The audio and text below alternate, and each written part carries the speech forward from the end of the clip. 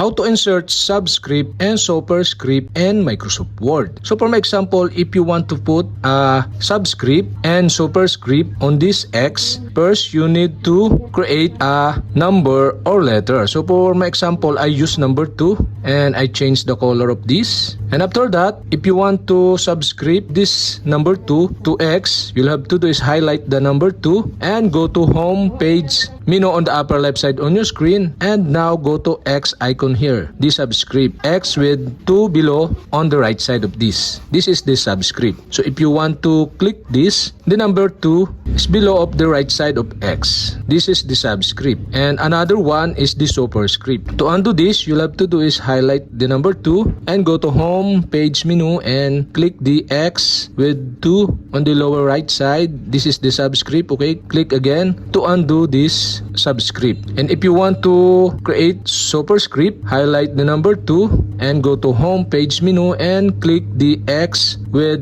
upper right number 2, the superscript. So click this and you can see the superscript number 2. And if you want to undo this, highlight again the number 2 and go to home page and click the superscript or the X icon here to undo the superscript.